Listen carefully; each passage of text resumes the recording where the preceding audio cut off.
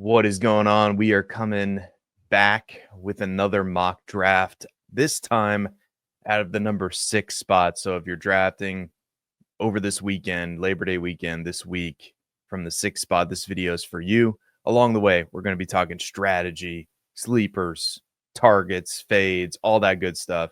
So without further ado, let's just hop into the draft. So here we are again, the Fantasy Pros draft wizard, if I can speak. We are going to be ESPNing at this time. ESPN PPR 2025 snake from the 6th spot. 1 quarterback, 2 running backs, 2 wide receivers, a tight end, 2 flex, and we're going to be using ESPN's pre-draft rankings, drafting against the Fantasy Pros experts, everything set to normal. So without further ado, let's see what the draft is going to bring us. And I think the 6th spot is interesting because I really do. I know it's a cliche, but I really do think it is a matter of what the draft brings you. And this time, the draft, I think, is presenting us with a running back because I think if we dip into the wide receivers, as much as I like Malik Neighbors, and honestly, I wouldn't be opposed if you have to have Malik Neighbors here. I wouldn't be opposed to drafting Malik Neighbors. I've certainly done it at the 107, the 108. But Jahmyr Gibbs, I think, is in another tier as much as I like Malik Neighbors. Some people have Jahmyr Gibbs as their number 1 overall running back. And some pretty sharp people. And I don't know if I'd go that far. I don't know if it makes that much sense, to be honest with you, because David Montgomery's still there. And I think David Montgomery's still a really good player. And the offensive coordinator has left, which I don't think you can argue is a good thing for the offense. But I still do think at this particular pick that Jahmyr Gibbs is what we have to do. Like, if CeeDee Lamb would have been there, then we take CeeDee Lamb. If Justin Jefferson falls, then maybe we consider Justin Jefferson. If CMC's there, that's a decision we have to make. But Jahmyr Gibbs, I think, is the smash pick. Again, I'd be fine with Barkley there too if you got to have Barkley, but I think Gibbs is the pick. He's got a ton of upside. And so this is probably, if you take Gibbs here, this is probably the worst case scenario if you're looking for a wide receiver on the way back. And so for that reason, I think what the draft is presenting us with is a double hero RB start, because I think T. Higgins right here is very rich. I think Garrett Wilson is extremely rich. Now we could go Brock Bowers. That could be a pivot point. I do think it's probably between Brock Bowers and Derrick Henry. But honestly, and I know it's a PPR league, so Derrick Henry isn't quite as valuable, although he's really, really valuable. I mean, the fact that Lad McConkey, Jackson Smith and Jigba, AJ Brown, I mean, JSN is typically a 3rd round pick, but all of these wide receivers, I mean, you would expect, Malik Neighbors, Drake London, probably, although, I mean, according to ESPN, he's ranked in the 2nd round, like middle of the 2nd round. Brian Thomas even going early, like the wide receiver, Lad McConkey going way early. I thought that there was a real chance AJ Brown could fall back to us. Let's go ahead and take Derrick Henry and start double hero RB, and let's just see what happens. So we do get some wide receivers falling back to us. Bucky Irving is still sitting there. That's interesting. Somebody's going to get an extreme value on Bucky Irving.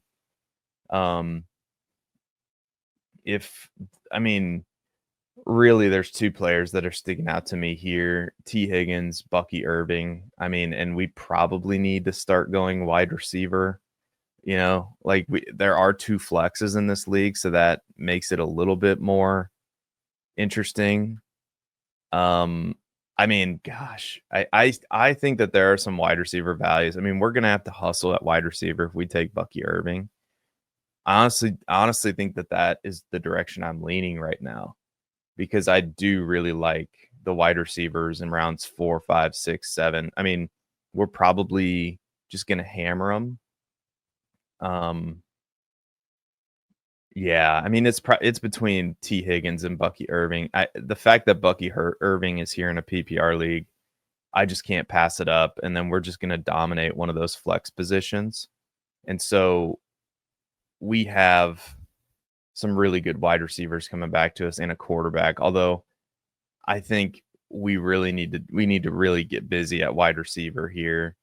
Love our 3 running backs to start. So there is we're just going to sort by wide receiver here. There's DJ Moore, Cortland Sutton, DK, Devonta Smith, Tedero McMillan, Xavier Worthy. All kind of in a similar bucket for me. Although I am and it feels a little bit early, but Cortland Sutton for me is somebody that I've just been pushing up my draft boards. I mean, I think I have him ranked in the 30s according to my own personal rankings. And I don't know if it's a case where people are just overthinking it, but we have a wide receiver and a Sean Payton offense with a quarterback in year 2 and Bo Nix, who threw just a boatload of passes last year.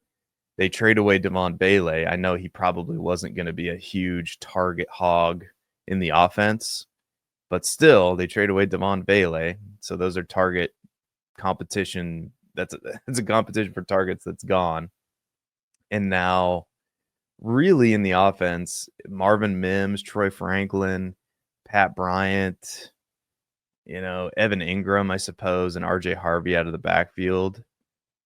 I'm really hoping to get like 2 of Sutton, Devonta Smith, Tedero McMillan, Xavier Worthy, Calvin Ridley, Jalen Waddle, DJ Moore. I mean, DJ Moore's probably not going to last all the way back to us.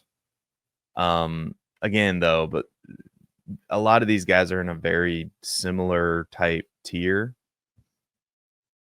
Oh, man.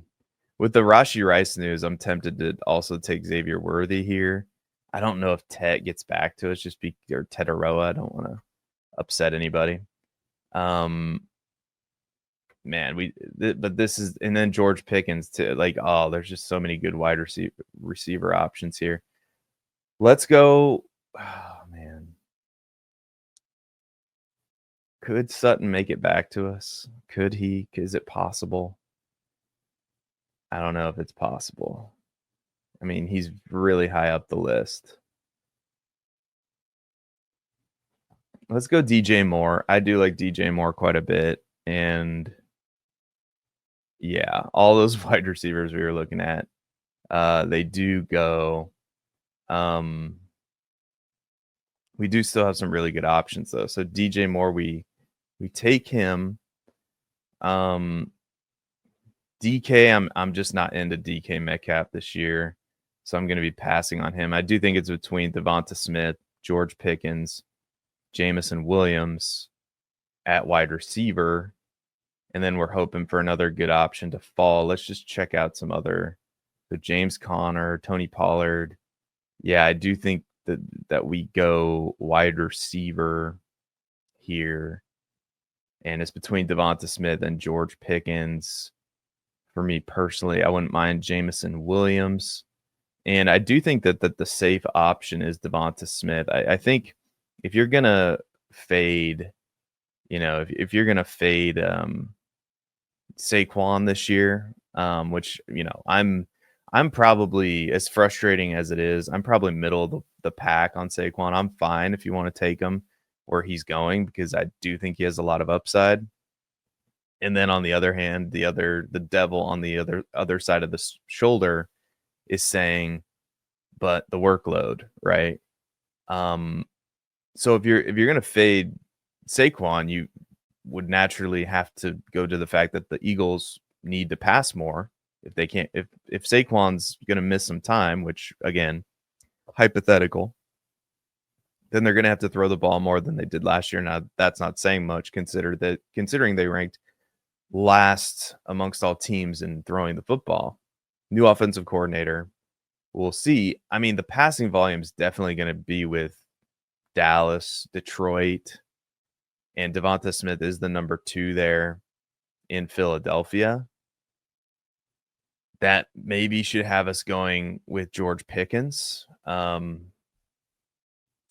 it's really close between those two guys, and I think I'm just gonna go with the safe option and Devonta Smith. Let me know what you think of that pick in the comments. Now, George Pickens, Rashee Rice, those guys do go off the board.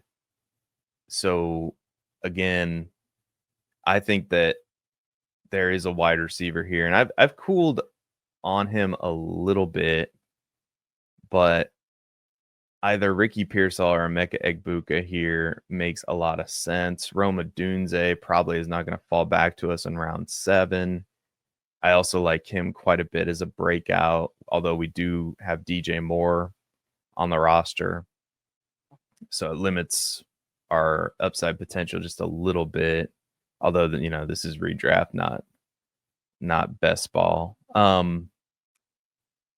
Basically, it comes down to Ricky Pearsall, Emeka Egbuka, and I think just playing the ADP game. I mean, Stephon Diggs is also a nice option. Just playing the ADP game, I don't think that there's any chance that Emeka Egbuka makes it back. So I think I'm going to go Egbuka and then hope that we can. Okay, so wide receivers just come off the board, but Adunze does fall to us. So I do like that. So even though having 2 Bears on your team, and then maybe we could stack them up with Caleb Williams later, having 2 Bears on your team seems like a bad. Coming from a Bears fan, I don't know. That would just make me feel nervous on your fantasy team. I do think that Roma Dunze in round 7 is just a smash. And I was so unhappy that I was sniped on him in our friends league 1 pick before I could make it. So let us know. We're about halfway through here. 1 more pick and then we'll be halfway through. Jahmyr Gibbs, Derrick Henry, Bucky Irving, DJ Moore, Devonta Smith, Emeka Egbuka, Roma Dunze. I actually really like it considering we we started off running back, and now quarterback would be the top option on the board. Juwan Jennings would be an interesting pick here. I think he's fallen down because of the contract, because he's dealing with that cap injury. Now, we do have our flexes filled, if I'm doing my math right. Yeah, 2, 2, and then 2. So we wouldn't need him right away, and we would even have a backup option, like if we wanted to start Rome over Egbuka or something like that. So we wouldn't necessarily need him right away. And I do like his upside in this offense. There's a running back on the board that I think is a good value here in Jaylen Warren, although I really don't want much to do with the Pittsburgh Steelers offense. I think it's going to be just dreadful. The offensive line's bad. I think the quarterback's going to be horrible, and especially in that system where Arthur Smith likes to run a lot of play action and Aaron Rodgers doesn't like to run a lot of play action.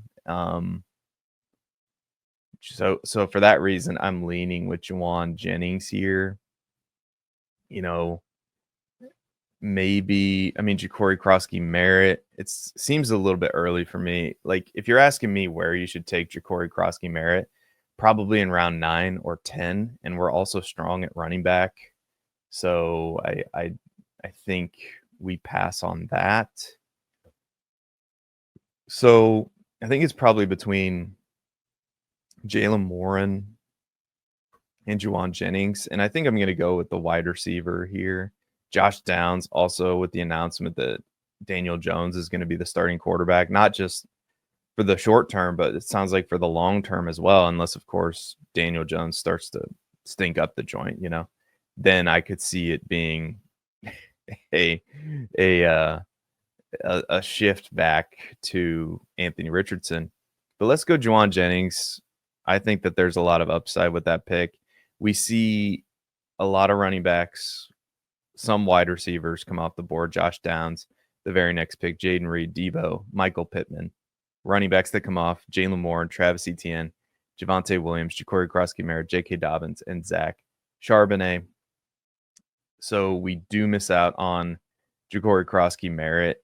If our team would have been more RB needy, I do think that Krosky-Merritt would have been a fine pick there a little bit earlier than I'm really comfortable with. But, I think you can risk it at in the eighth round. I think it's fine.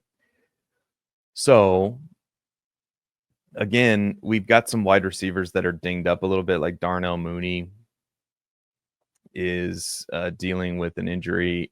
Probably not going to be ready for week 1, but he is the wide receiver 2 in that offense. Chris Godwin, if he's avoided I think it says here he's on the PUP, but I'm pretty sure he avoided the PUP. So he is probably not going to be ready for week 1, but I acknowledge that there's a chance he plays in week 1, and that would probably hurt our Emeka Egbuka take. He might be a decent option here. Again, sometimes in fantasy football, I know the mantra is you don't want to draft injured players because injuries will find you. But then on the flip side of it, at what point do injured players become values in fantasy football drafts? And that's a great question, because if you have everybody in your ear telling you not to draft injured players, and again, I'm not saying go fill your roster with injured players. That's not what I'm saying at all. What I am saying is there is a point in time where a player like Godwin or even Brandon Ayuk becomes an extreme value to your team. And if you can load your team up with good picks in the first 6, 7, 8 rounds, and then Chris Godwin is staring at you in round 9, and you could potentially, depending on what happens and depending on your league settings, put him in the IR spot.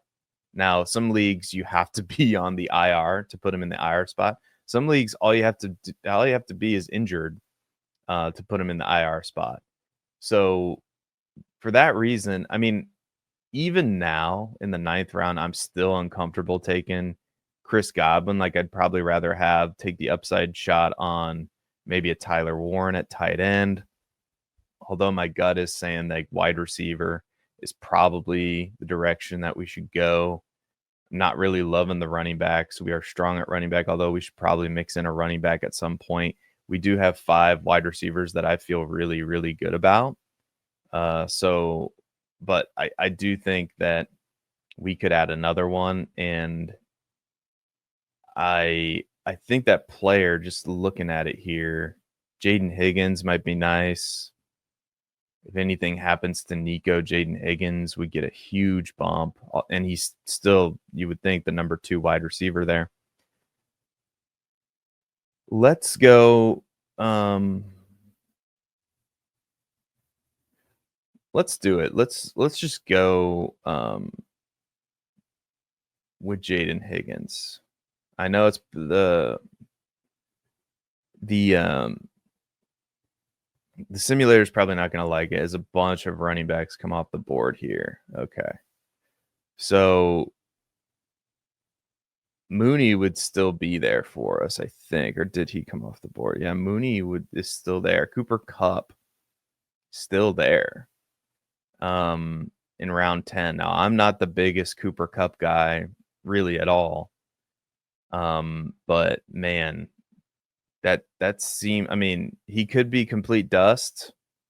But he's the wide receiver 2 on an offense that I mean, it's not going to be great, but they're going to be throwing the ball a little bit. And we know that Sam Darnold just elevated a bunch of wide receivers in that Minnesota system. Now that's Minnesota versus, Seattle, and Kevin O'Connell versus the lead singer for the Mike McDonald. I can't think of it right now, but there's a McDonald who's the lead singer for some famous band. Anyway, let me know in the comments what I'm trying to say, if you can figure it out.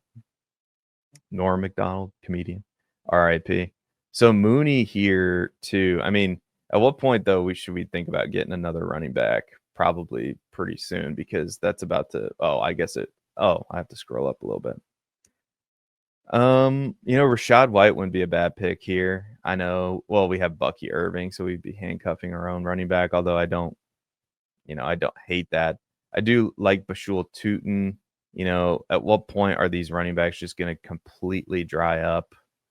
I don't know. I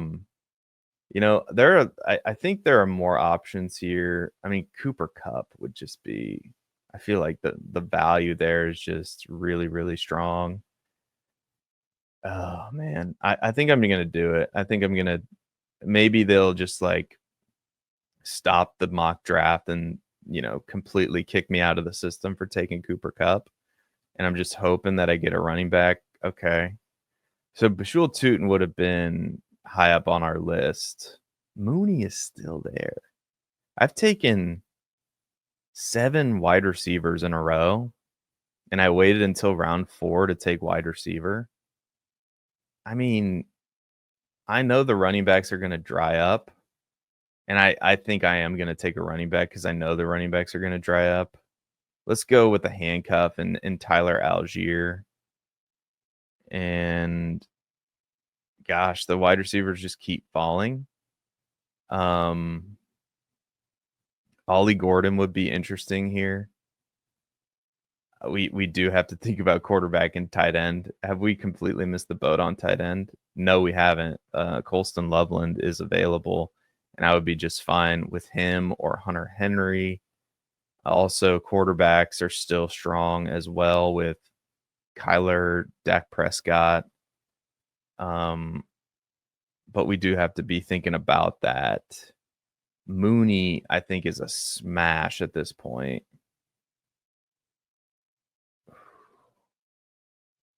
So would Loveland.